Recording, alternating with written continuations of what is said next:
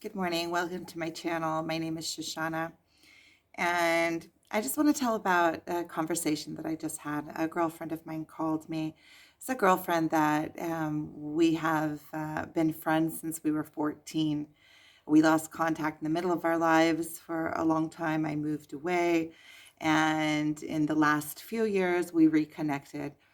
And she is coming out of a long-term sickness, and she's coming back to life, slowly starting to find her health again. And she called me this morning and she said, I feel like I'm doing so much better than I have been doing, but the issue I'm feeling stronger, and she said, but the issue that I'm finding is that I wake up in the morning and I have no passion to do anything. There's nothing that I need to do, nothing that I want to do. I just feel like I don't have any kind of gumption in life. I don't have any kind of something that I'm looking forward to when I wake up in the morning. And how can I do something about that? It seems like there's no taste in life. There's no flavor. I'm not excited about anything. And so I kind of want to go over the advice that I gave her, practical advice, practical things that she can do to start moving her life in a more positive direction. So one thing is, do one thing a day towards your providence, is towards making a living. One thing a day. It doesn't matter what that thing is. It doesn't matter what it looks like. In her world, she's a teacher. And in her world, it is to build her physical strength so that she can go and stand in front of students again. And so it doesn't matter what it looks like for anybody else. It has to make sense for you. So do one thing that brings you closer, or that you put one foot forward into making a living. It doesn't have to be something big. It can just be something that is small. But even just the accomplishment of doing something small will make you already feel more vibrant and more relevant to the world. So that was the first thing.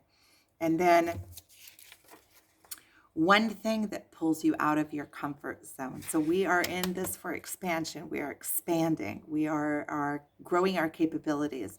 So do one thing that pulls you out of your comfort zone. It doesn't matter if it's pulling you out of your comfort zone emotionally or physically, something that that pulls your boundaries a little bit, that expands you. This also will not only grow your capabilities, it will also teach you how to go out of your comfort zone, which will allow you to do more things in life and accomplish more things, because it's learning the pattern of what it feels like, being able to harness that energy, to be able to know and trust yourself that you can be pulled out of your comfort zone, that you are capable of more than you think that you are capable of. And also, something that is not expanding is declining. If you are not growing, there is nothing that just stays static. So if you are not growing and accomplishing more and more and learning, then you're losing it. It's like use it or lose it. So if you can start pulling yourself, learning the template of pulling yourself out of your comfort zone, this is going to expand you. This is going to teach you to trust yourself more. And it'll teach you what it feels like to be pulled out of your comfort zone. So then when you're presented with an opportunity that is a little bit out of your norm, right? We're also getting out of our normal routines, because our normal routines will do what? They'll just keep you in the same routine. Your life will become stagnant. So if you are able to pull yourself out of your comfort zone, even if that means make a phone call that you're uncomfortable with, go on a hike that do something physical that you wouldn't have done otherwise. Tell somebody what you really think. Say no to somebody whereas you would usually say yes. Or, just something. Now, coming out of your comfort zone, you can tag two things off the list at once. If you can do something towards your income and come out of your comfort zone in one task, then all the power to you. It doesn't matter, because what we're doing is we're breaking that stagnant routine of just what is. I stay in what is, and every day looks like the day before it. And then after a long time, after years, sometime of doing the exact same thing every day, all of your days run into like one solid memory, and you've lost years of your life without any real movement or accomplishment. So if you can do one thing that pulls you out of your comfort zone, doesn't matter what that thing is, then you are learning how to break that pattern and break out of stagnation. Um,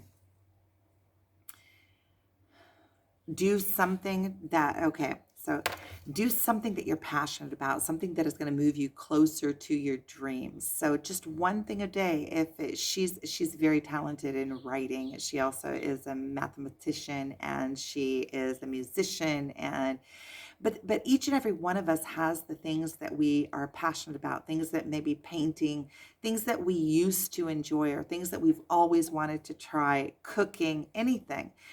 Do one thing a day that is for my enjoyment. Now, if you can start a project, something that is like longer, like if you're a writer and you start writing a book, that's even better, because then you have something to look forward to every day, because things in motions tend to stay in motion. If you start writing a book, even if in the beginning you're dragging ass and it's like really difficult to get the start and you feel like, oh, I don't feel creative at all, but I've noticed, like, even with me, I like writing, but I don't write a lot, because I know that once I sit down and write, I have to bring all of myself into it. And in order for me to do that, it feels like a big task.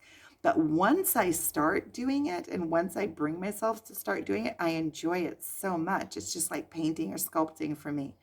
And once I start it, it starts creating a life of its own. Let's say if I start a project of sculpting something, the next day I get up, I'm like waiting, my fingers are itching. I want to start doing that. And so when you can set something in motion that you're passionate about, a lot of times all you need is to start. It's like a ball that you start rolling downhill. It's going to get energy of its own. It's going to get a life of its own, and its own continuation, its own power. But in the very beginning, you do have to give it a little bit of a shove. And so if you can put something into your life that you're passionate about, and that you care about, and that you want to do, and that you're doing it for yourself, even if it's like cooking something that you really like, or um, just anything that is for your soul, anything that is going to also give you the taste, the satisfaction of something that you're a little bit excited about, even if you can't get that emotion summoned right away. Start, fake it till you make it. Start doing it. Just start moving towards it. And if you can move towards something that is going to, so one of your dreams, like for me, it was always to write a children's book. I don't know if that dream is still alive with me, but that was alive for years and years and years, and I never did it. Um, I'm checking with myself if it's something that I really want to do. Maybe, maybe not, because I have other passions and other things that have come up that seem to be um, um, more aligned with who I am now than that. And if that never happened, there's a reason why it never happened. First of all, I got lost in the run of life for years and years and years. I got lost in running after making a living and family and raising children and building a business and my marriage and all of the life lessons that I had to receive in order to get to this place. So I've been through that run, that mill. Um, but if you could put something into your life that you enjoy once a day, it doesn't have to be a big step, even if it's just you just want to write a book. So you open up a page on the end Google Docs or a Word document, and you title it and you have it open. And or not even title it, just start, "This is my book."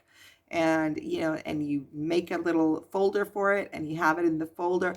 Just anything that sparks it, anything for your soul, for your fulfillment, that moves you closer to your dreams, moves you closer to the life that you do want. It doesn't have to be something grand, and you don't have to know the whole way there. You don't have to know exactly how you're going to do it, or you just start putting something in motion, because once you take one little step, the doors will start opening for you. You will start Once it's in emotion, it's more practical, and then you can see from the first step where that you need to put your second foot and your third foot and the fourth foot. And it's not that we have that many feet, but steps. So you can see the steps that you need to take, but sometimes you have to take that first step to even know where the second step is going to land. So something, and again, this will also make you feel like you're accomplished. I also added in there to do something for your home, for your surroundings, even if it's just a little bit of cleaning, even if it's just doing your dishes, if that's not something that sometimes we get into these places in life where even cleaning seems like a task, or get up and make your bed. It doesn't matter. It can be something that is 2 minutes, that it takes 2 minutes, but it's the energy of the movement towards it. And a lot of times you'll see that you do 2 minutes and all of a sudden it feels so good. You also want to straighten the couch, and you also want to fold the clothes, and you also want to do this, and you also want to do this. So one thing leads to another. And then at the end of the day, at least you know that you have these things that you accomplished, even if the rest of the day you're sitting on the couch watching telenovelas. And do one thing for your body that is good for your body. If it is some kind of movement for your body, some kind of movement, take a small walk, straighten your back, do a few yoga postures, or feed yourself something that is healthy, or just do one thing that is good for your body, at least one thing. And these are just a kind of practical tips to start creating motion in your life. If you do one of these things every day, you'll start seeing how even 5 minutes a day is going to bring you in 1 month so much progression. If you so much more progression than had you not done it, even if it's 5 minutes a day. You'll see how much accomplishment you can get. Motion is what creates worlds, right? Emotion is the glue between the mind and the physical world. So you have to put some kind of motion in between. One day I want to write a book. Between the book and one day I want to write a book, there has to be motion in between. That's what connects the two. So it's kind of like the glue. And then the last thing is meditate, meditate, meditate. I was telling her that I had this really good friend when before I used to meditate, with even introduced me to the idea of meditating. I always thought, oh, meditating is for all the spiritual weirdos. Meditation changed my life completely.